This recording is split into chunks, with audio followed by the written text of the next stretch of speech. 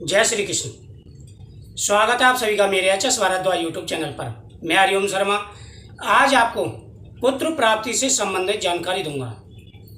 पुत्र कितने प्रकार के होते हैं, हमारे ऐसे कौन से कर्म हैं जिन कर्मों को करने से, कौन सा कर्म करने से किस पुत्र की प्राप्ति होती है।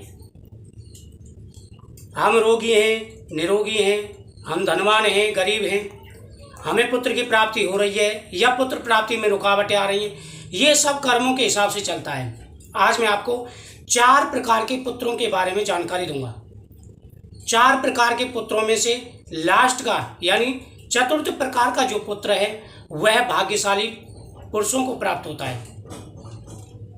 हमारे जैसे कर्म होते हैं उसी प्रकार से भगवान हमारा जन्म तय करते हैं। यानी ये हमारे हाथ में नहीं होता, ये हमारे हाथ में नहीं है कि हम मृत्यु के बाद में किस घर में जन्म लें, ये हम तय नहीं कर सकते। ये हमारे बस में नहीं है कि भाई हम इस घर में जाकर के जन्म लेंगे। ये हमारे कर्मों के हिसाब पर निर्धारित होता है। यानी जैसा इंसान कर्म करता है, कर्म करने के लिए इंसान स्वतंत्र है, लेकिन उसका फल देने के लिए भगवान तैयार रहते हैं। वो पक्षपात नहीं करते। जैसा इंसान कर्म करता है उसी प्रकार से भगवान उसको उसी योनि में डालते हैं, उसी प्रकार से उसी जाति में और उसी घर में जब डालते हैं जैसा वह कर्म करता है। कोई भरपूर पैसे वाला है, कोई गरीब है, कोई अच्छी खासी मेहनत करता है लेकिन फल नहीं मिल पाता। किसी को पुत्र प्राप्ति नहीं हुई है, किसी को पुत्र प्राप्ति हुई है तो पुत्र ने बड़े होकर के उनकी संपत्ति को नष्ट कर दिया, जो संपत्ति पिता ने बड़ी मेहनत से कमाई थी। तो आज मैं आपको 4 प्रकार से के पुत्रों के बारे में जानकारी दूंगा।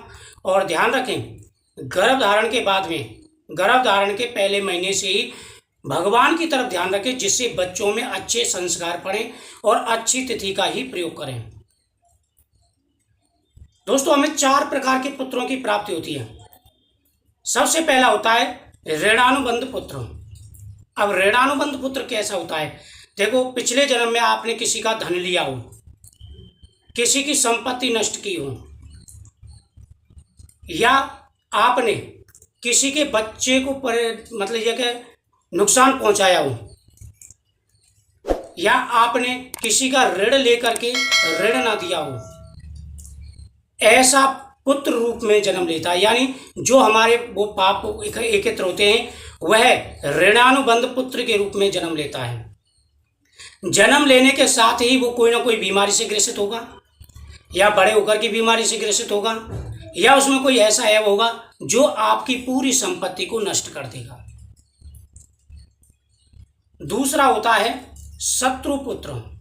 शत्रु पुत्र का मतलब यह है कि यह आपका पिछला कोई शत्रु जिससे आपकी शत्रुता हो, आपकी उनसे ना बनती हो, आपस में लड़ाई झगड़े हुए हों, भयंकर शत्रुता हो, और वह शत्रु आपके घर में जन्म ले, तब यह पुत्र आपकी संपत्ति को नष्ट कर देगा, आपकी इज्जत नहीं करेगा, बड़े होकर के आपके लिए काफ़ी मुसीबतें खड़ी कर देगा। और जैसे शत्रु हमें टेंशन पहुंचाता है उसी प्रकार से उससे भी ज़्यादा यह पुत्र हमें टेंशन पहुंचाएगा। तीसरा होता है उदासीन पुत्र।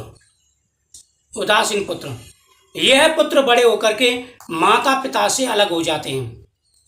ध्यान देने की बात है, यह पुत्र बड़े होकर के माँ बाप से अलग हो जाते हैं।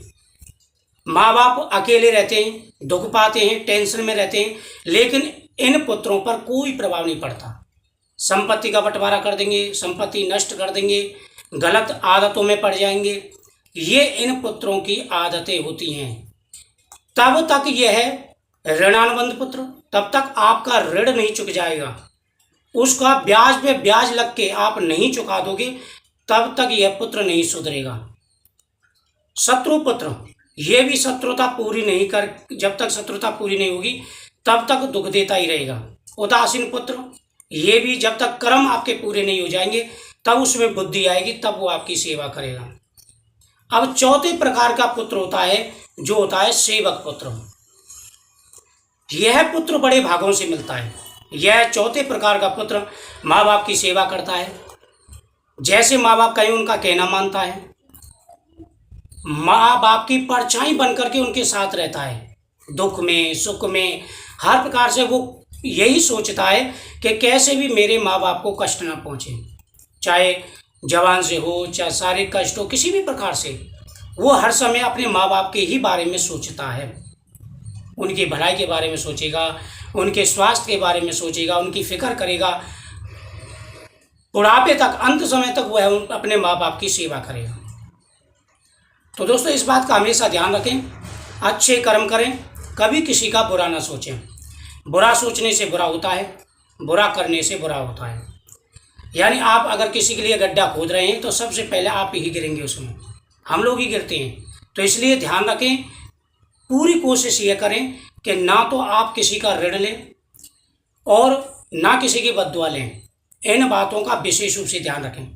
मानो आपने किसी का धन ले लिया तो थोड़ा सा सुख वो पहुंचाएगा, लेकिन जिसका धन है अगर उसने बद्दुआ दे दी तो लगा लीजिए आप कितना गुना होकर के आपको भुगतना पड़ेगा, इस बात का आपको अंदाज नहीं है। तो इन सारी बातों का विशेष रूप से ध्यान रखें, भगवान की तरफ ध्यान रखें और जो मैं उपाय बताता हूँ उन उपायों को करें।